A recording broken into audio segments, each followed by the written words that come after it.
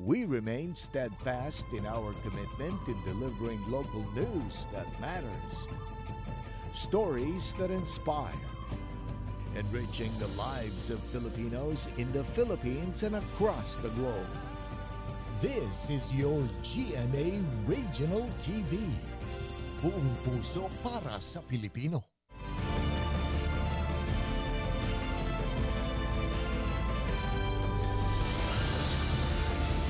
Ito ang GMA Regional TV 1 North Central Luzon. Masantos yang aram na imbag amale maya pagat panapon kapuso. Narito na ang 1 North Central Luzon. Hatid namin ang mga pinakamalaki at pinakahuling balita sa Hilaga at Gitnang Luzon. Live mula rito sa GMA Dagupan Station. Ako po si Chris Zuniga.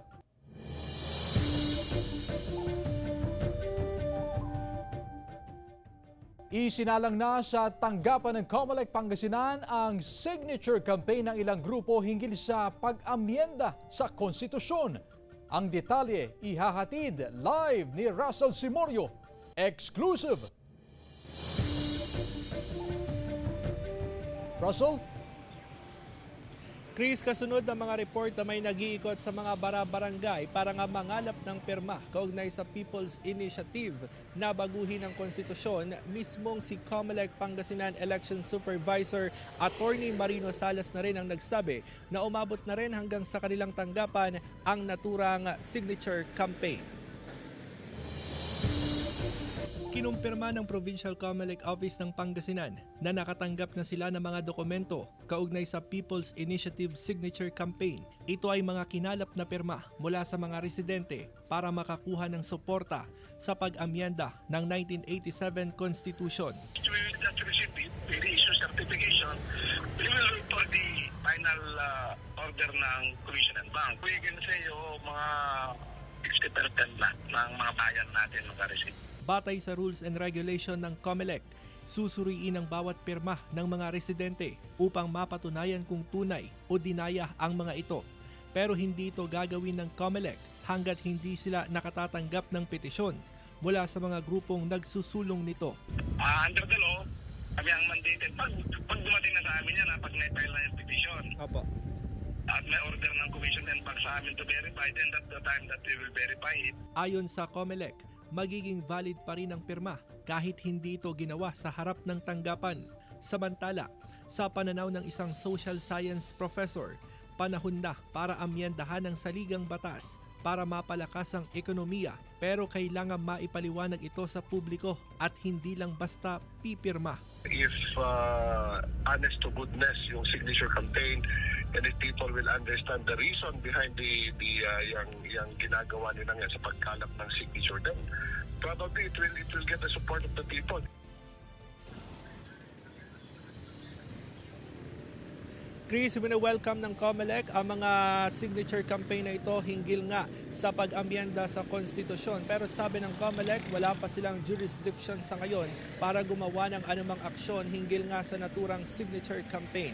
Samantala, nauna nang sinabi ng COMELEC na maaari pa rin ma-void ang pirma alinsunod sa COMELEC Resolution 10650 kung mapatunayan na may public funds na nagamit para rito o kung tinakot o binayaran ang mga pumirma.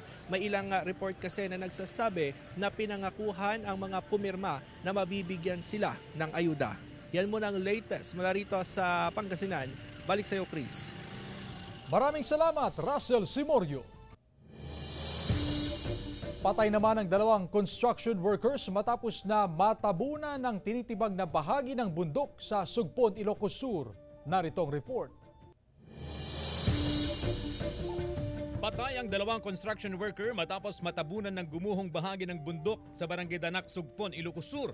Kinilala ang mga biktima na sina Joseph Ramirez, 23 anyos, residente ng San Emilio, Ilocos Sur, at si Ricardo Bayeng, 59 anyos, tubong Tublay, Benguet. Pinapalawag daw nila ang kalsada sa lugar kaya kailangan nilang tibagin ang bahagi ng bundok. Ginagawa nila ay clear nila yung daan para letter of testament to give. Para sa ganun, yung daan na yun ay makakapunta na ng 4 wheels doon sa barangay Danak sa Sugpon, Ilocos Sur. Sa ngayon kasi motorsak po yung nasaladaan. Ayon sa otoridad, malaki umano ang bumagsak na tipak ng lupa sa mga biktima. Ino-operate ni Ramirez ang backhoe habang nasa gilid ng bundok noon si Bayeng nang mangyari ang pagguho. Bali yung nangyari po sir, ginagawa para kumaalis yung mga bato at saka lupa. Ginagamitan po ng pasabog. Tapos pagkatapos po nung pagsabog po, in-observe muna kung kaya nang alisin yung mga lupa at bato, saka doon po pumunta yung mga biktima po. Inabot ng 4 na oras ang retrieval operation bago na-recover ang katawan ng dalawa. Matinding sukat sa ulo at bali sa katawan ang tinamo ng mga biktima. Dinala pa sila sa ospital pero hindi na umabot ng buhay. Patuloy na nakikipag-ugnayan ang GMA Regional TV 1 North Central Luzon sa kaanak ng mga biktima. Ayon sa PNP, proyekto ng provincial government ang road construction. Sa pakikipag-usap ng news team sa pamamagitan ng telepono kay Provincial Engineer Leonard Pascua, handa raw ang provincial government na tumulong sa naiwang kaanak ng mga biktima. Pansamantalang isinara ang construction site dahil sa insidente. CJ Torida, 1 North Central Luzon. Arestado ang isang babae sa entrapment operation ng NBI Alaminos District Office dahil sa reklamong estafa. Ayon kay Attorney Fabienne Matib, agent in charge ng NBI Alaminos District Office, nagbebenta raw ang sospek na tubong Alaminos City, Pangasinan ng lupa sa bahagi ng Barangay Estanza, Lingayen, Pangasinan. Nakapagbayad na raw ang complainant ng 400,000 pesos matapos silang pumasok sa Deed of Conditional Sale Agreement. Pero matapos ito, nakatanggap ng sulat ang complainant mula sa DENR na ang ibinebentang lupa pala ay hindi subject for disposition dahil bahagi ito ng public land. Ito lang January 16, humingi raw ulit ang suspect ng 15,000 pesos bilang appraisal fee. Doon na isinagawa ang operasyon ng NBI. Ayon sa NBI, iginigit daw ng suspect na pwede niyang ibenta ang lupa dahil nakapag-apply na raw siya ng right to property. Maharap sa kaukulang kaso ang suspect. Pinaghahanap pa ang kasamahan ng suspect na magsilbing o nagsilbing middleman sa negosasyon. Payo ng NBI sa mga bumibili ng lupa, mag-verify sa mga otoridad upang maiwasan ang kahalintulad na insidente. Samantala, road clearing operations mahigpit na ipinatutupad sa Mangaldan, Pangasinan. Sundan sa ulat ni Claire Lacanilaw. Pinagsisita ng otoridad ang ilang ambulant vendor na nakapwesto sa ilang kakalsadahan sa Mangaldan, Pangasinan. Nakasasagabal na raw kasi ang kanilang mga paninda sa daan. Maganda po ma'am kasi para yung mga tao may madadaanan po ma'am. At saka magiginisan po ma'am. Ilipat ko na lang madam para hindi bawal. Pinaigting ng otoridad ang one-side parking policy sa Rizal Avenue. Sinita rin ang mga motorista na iligal na nakaparada sa kalsada. Nilagyan ng signages ang bahagi ng kalsada upang hindi gamitin na paradahan. Paigtingin daw ng otoridad ang road clearing operation sa bayan. Isa rin sa dahilan ng mabigat na daloy ng trapiko sa bayan ang iligal na pagpaparada ng mga sasakyan at paglalagay o paglalatag ng mga paninda sa kalsada. Bibigyan ng citation ticket ang sino mang lalabag. Yung daanan ng tao, medyo maluwang po yung dadaanan. Tapos makaiwas po tayo sa disgrasya ma'am. Yung mga dadaan sa dito sa may shoulder ng highway. Kaya maaga pa lang, inaayos na natin para maiwasan natin yung mga ganong mangyayari ma'am. Kasama si Henry Duminsil, Claire Lacanilaw, 1 North Central Luzon. Inumpisahan na ng BFP ang malawakang inspeksyon sa mga linya ng kuryente sa mga establisimento sa Calasiao, Pangasinan. May ulat si Jasmine Gabriel Galban. Nagsimula na ang malawakang inspeksyon sa mga linya ng kuryente sa Calasiao, Pangasinan. Aabot sa mahigit 2,000 establishmento ang target na ma-inspeksyon ng Bureau of Fire Protection. Dahil sa dami ng mga establishmento at limitadong kawani ng BFP, nagpapatupad ng scheduling sa inspeksyon. Ang ginagawa po namin doon ba para ma-inspect lahat po, inaano natin by month po, may target po tayo. Kabilang sa mga tututukan ng BFP ang karaniwang problema gaya ng Octopus Connection. Kailangan din talaga yung implementation ng fire code para sa fire safety ng bawat establishment. Malaking bagay raw sa mga negosyante ang regular na inspeksyon ng BFP. Pinaka-importante po para malayo po sa sunog po. Nag-iingat po palagi. Kasama si Jing Dakanay, Jasmine Gabriel Galban, 1 North Central Luzon. Carla Abellana, Ara San Agustin at ilang pang kapuso artist inabangan ng fans sa Miss Tarlac City Coronation Night. Tunghayan sa report. Nagpasiklaban sa ganda at galing sa pagrampa ang 18 kandidata sa 2024 Miss Tarlac City Coronation Night na bahagi ng pagdiriwang ng Kaisa Festival sa lungsod ng Tarlac. Baon ang kumpiyansa sa sarili. Nasubok ang husay ng mga kandidata sa pagdadala ng kasuotan mula sa casual wear, swimsuit at evening gown. Nagpamalas din ng talino ang mga kandidata sa question and answer portion. Hinarana ni The Clash Season 5 Grand Champion Dan Rex ang mga kandidata. At may special song number pa para sa Kapuso fans.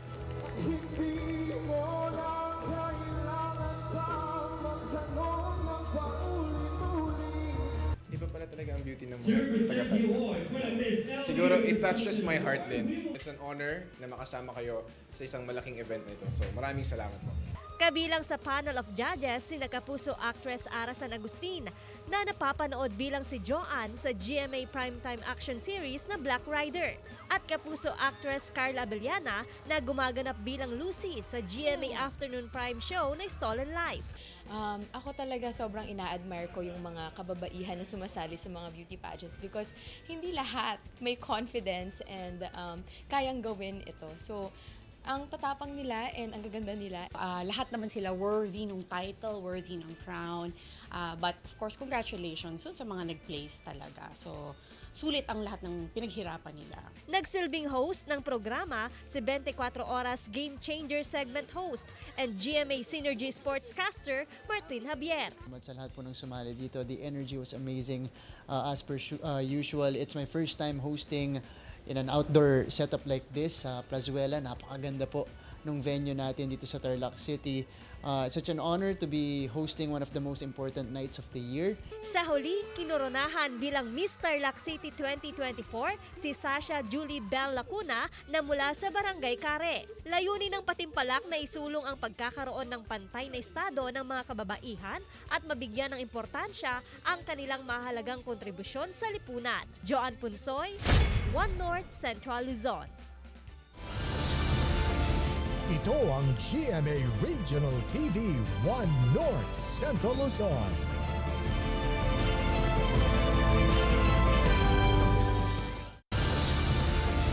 Ito ang GMA Regional TV 1 North Central Luzon.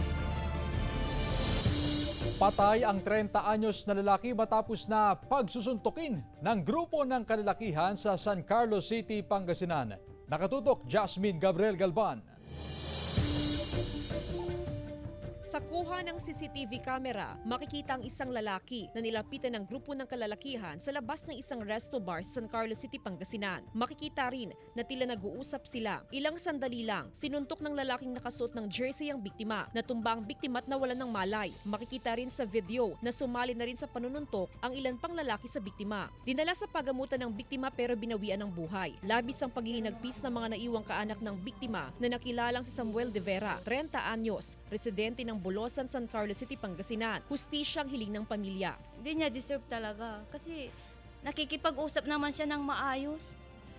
Tapos ganun na lang yung ginawa sa kanya eh. Kung sino ka mang isa pang nanakit sa kapatid ko, sana lumabas ka na para makuha na namin yung hustisya. Sa investigasyon ng pulisya, mag-isang uminom ng alak sa resto bar ang biktima. Nang malasing ang biktima, nagsisigaw raw siya sa loob at hinahamon ng away ang ilang customer, dahilan para lalayan siya palabas ng resto bar. Paglabas ng resto bar, dito na raw nangyari ang gulo. Then siguro sa sobrang saya, nandun daw sa pumunta sa dance floor, nagsisigaw-sigaw. Siyempre ganun naman pag nakainom, di ba? Then after that, nung pauwi siya, ito naman yung mga grupo ng kabataan ay lumabas, nagpangabot doon sa harap. Agad na aresto ang dalawang suspect na edad 25 at 27. Pinaghahanap pa ang iba. Sinampahan na sila ng kasong homicide. Tumanggi magbigay ng pahayag ang mga suspect sa news team. Pero sa kanilang salaysay sa pulisya, aminado sila sa ginawang krimen. Kasama si Jing Dakanay, Jasmine Gabriel Galban, One North Central Luzon. Arestado naman ang 56 anyos na babae matapos maaktuhang nagnanakaw sa tindahan ng ukay-ukay sa Mangaldan, Pangasinan. Tutukan sa report ni Claire Lacanilaw. Arestado ang 56 anyos na ginang matapos mahuli sa aktong nagnanakaw sa isang pwesto sa pamilihang bayan ng Mangaldan, Pangasinan.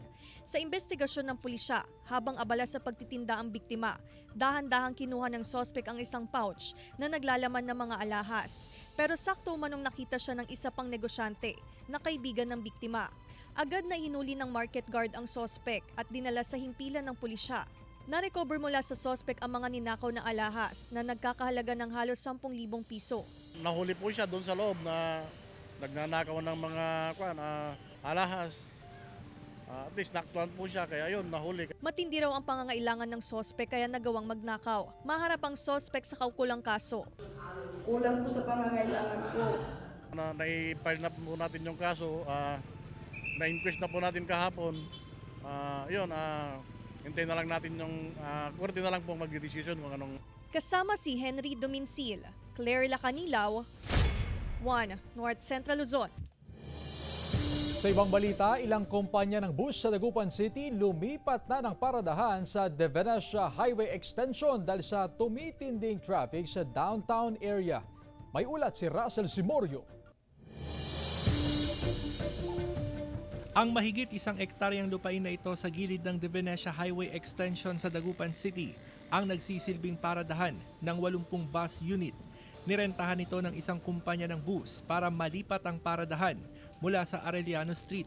Pahirapan daw ang operasyon ng mga bus terminal sa Arellano Street at Perez Boulevard na parehong sumasailalim sa road elevation project ng DPWH. Talagang nakikita naman natin ang sitwasyon, naging yung 2 lanes o 3 lanes nagiging 1 lane na lang. Kaya super traffic talaga po yung nangyayari. Kaya dito kami nalipat. 20 minuto ang biyahe ng bus mula sa bagong terminal patungo sa mismong terminal sa Perez Boulevard kung saan naghihintay ang mga pasahero. Apektado rito ang trip interval ng bus lalo na tuwing rush hours. Tumatawag yung dispatcher doon sa kabila para magpaalis kami ng bus dito para pumarada din doon. Samantala, halos sakupin na ng road elevation project ang 2 lane ng Perez Boulevard. Nagpapabigat ito sa traffic. Nagpapatupad ang Public Order and Safety Office ng one-way scheme sa lugar. Depende sa volume ng sasakyan.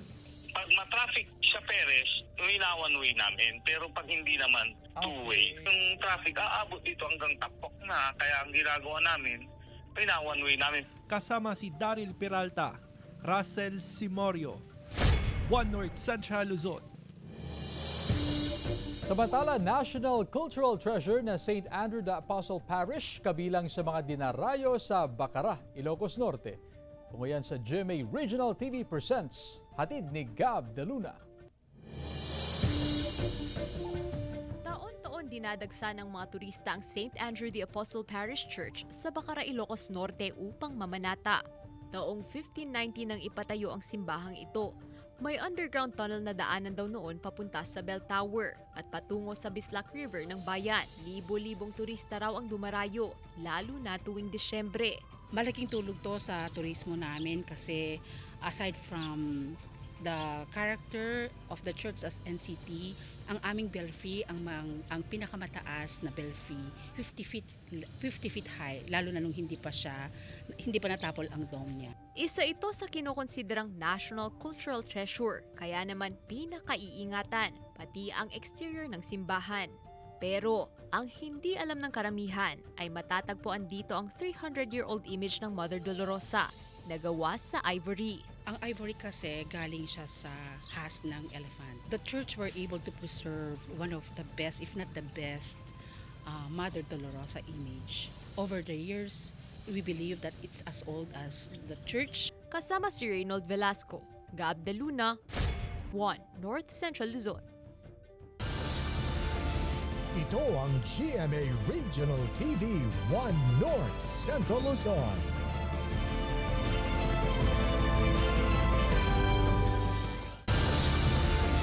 Ito ang GMA Regional TV 1 North Central Luzon.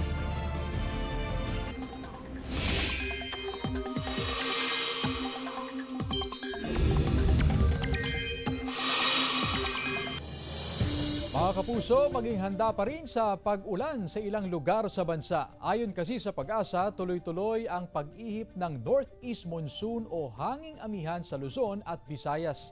Habang shoreline naman sa Mindanao, may tsansa ng mahina at kalat-kalat na ulan sa Cagayan, Isabela, Quirino at Aurora ngayong hapon. Sa Visayas, posible ang localized thunderstorms habang makulimlim na kalangitan ang aasahan sa Mindanao. Doble ingat mga kapuso, lalo't posible ang landslide dahil sa paglambot ng lupa dulot ng pagbaha. Pagsemplang ng aabot sa 4 na motorsiklo dahil sa tumagas na langis sa kalsada sa Mangaldan, Pangasinan na huli cam. Tutukan sa report ni Claire Lacanilaw. Makikita sa CCTV ang pagtagas ng langis mula sa isang truck sa kalsadang bahagi ng Barangay Salay, Mangaldan, Pangasinan. Maya-maya pa, sumemplang ang isang motorsiklo. Makikita pa ang isang rider na bumaliktad matapos dumulas ang minamanong motorsiklo dahil sa tumagas na langis. Ilang minuto ang nakalipas. Nadulas din ang isa pang motorsiklo at sumemplang ang rider. Sumunod ang isa pang motorsiklo. Ayon sa barangay, aabot sa 11 na motorsiklo ang sumemplang dahil sa tumagas na langis sa kalsada. Minor injuries lamang daw ang tinamo ng mga rider. Nilagyan ng kusot ang tumagas na langis upang mawala ang dulas ng kalsada at maiwasan ng kahalintulad na insidente. Isang van at tanker truck ang nagsalpukan sa kahabaan ng Roman Highway sa Barangay Kalaylayan, Abukay, Bataan. Ayon sa pulisya, kasalukuyang binabagtas ng truck ang highway nang bigla na lang mapunta sa kabilang linya ang van. Sa lakas ng impact, naipit sa pagitan ng dalawang sasakyan ang driver ng van. Umabot sa higit 30 minuto bago naalis ng mga rescuer ang katawan nito mula sa sasakyan. Nakaligtas sa insidente ang driver ng truck. Nagsalpukan ang dalawang motorsiklo sa bahagi ng Barangay Kamakalawa, Alicia, Isabela. Halos maputol ang daliri ng rider na si Ethan Saet dahil sa aksidente. Sugatan din sa iba't ibang bahagi ng katawan ng isa pang rider na menor de edad. Nadaan sa areglo ang aksidente. Claire Lacanilaw, 1 North Central Luzon. Naglagay na ng no parking sign sa gilid ng kalsada sa Barangay 4, Vigan City, partikular sa Baratillo area at Carnival Ground. Tatalakayin kung ipauubaya muli sa barangay officials ang pamamahala sa pay parking o sa management na lamang ng Baratillo at Carnival Ground. Maglalabas daw ang city government ng traffic plan advisories sa mga gaganaping parada ng Longganisa Festival. Ilang linggo bago ang pinakamalaking pista ng Ilocos Sur, isinara na sa mga motorista ang exit lane ng Quezon Avenue sa bahagi ng Govantes Dike para bigyang daan ang trade fair. Lawag City Health Office, hinihikayat ang mga magulang na mag-avail ng libreng gamot na pampurga para sa mga anak. Sundan sa ulat ni Gab Daluna. Kasabay ng selebrasyon ng National Deworming Month, hinihikayat ng Lawag City Health Office ang mga magulang na kumuha ng libreng gamot pampurga para sa mga anak. Libre ito sa kahit anong edad, ngunit prioridad daw ng City Health Office ang mga 1 to 19 years old. Mahalaga raw ang deworming upang makuha ang tamang nutrisyon. Necessary po siya when it comes to nutrition kasi on our part na kinikater namin, na sinisiguro namin na walang malnourished sa barangay. Sa kabila ng mababang supply ng gamot pampurga, target ng CHO na maibigay ang mahigit 18,000 deworming tablets sa mga barangay at paaralan. Naging problema natin ngayon na wala tayo ng supply kasi ang national devolved na kasi ito. So napilitan tayo na ang LGU siya na mismo ang mag-provide. Samantala, payo ng Health Authority, magpakonsulta agad sa doktor kung nakararanas ng mayroong bulate sa tiyan. Kapag mayroon siyang abdominal pain, tapos nagtatae, tapos pag pina-check up mo yung niya, magkakaroon siya ng parasitic infection. Kasama si Reynold Velasco, Gab de Luna, 1 North Central Luzon. New generations ng Encantadia Chronicles Sangre. All out na ang training para sa epic Kapuso series. Narito ang report. Sangre Mode on sina Bianca Umali, Kelvin Miranda at Faith Da Silva. na back to Wushu training bilang paghahanda sa upcoming Kapuso Epic series na Encantadia Chronicles Sangre. Last year pa raw nila sinimulan ng iba't ibang training sa mga gagawing fight scenes. Masaya kasi may bond din siya for all of us. Kasi tulad nito, pare-parehas kaming na-challenge, pare-parehas kaming pinagtutuunan namin ng pansin yung bawat move. And I think it makes the connection better. Iba talaga pala yung feeling ng wushu. Kasi the way na i-extend mo yung body mo with control and power at the same time. Kailangan talaga, yung galaw broad. So yung wushu na movement, parang yun yung nababagay na stance para sa aming mga sangre. Kaugnay ng upcoming Kapuso Epic series, nagbabala naman ang cast at production tungkol sa umano'y kumakalat na posts sa social media na open auditions para sa show. Sa kanilang opisyal na pahayag, kinukondina ng GMA Entertainment Group ang mga nasa likod ng mga kumakalat na fake audition para sa Encantadia Chronicles Sangre. Hindi otorisadong ginagamit ng mga umano'y scammer ang pangalan ng GMA Network para makapangalap ng pera o mga larawan. Ipinapaalam sa publiko na walang nagaganap na audition para sa serye at anumang official announcement ay magagaling lang sa mga official social media account ng GMA. Napakarami po ang nabibiktima ng mga posts na ito, ng mga fake news na ito tungkol sa aming open auditions. Sana po maging mas maingat po tayo, wag po tayo agad-agad magbibigay ng personal information, wag po tayo agad-agad kakagat sa mga sinasabi nila at wag tayo pupunta kung saan-saan. Larry Lacanilaw, 1 North Central Luzon.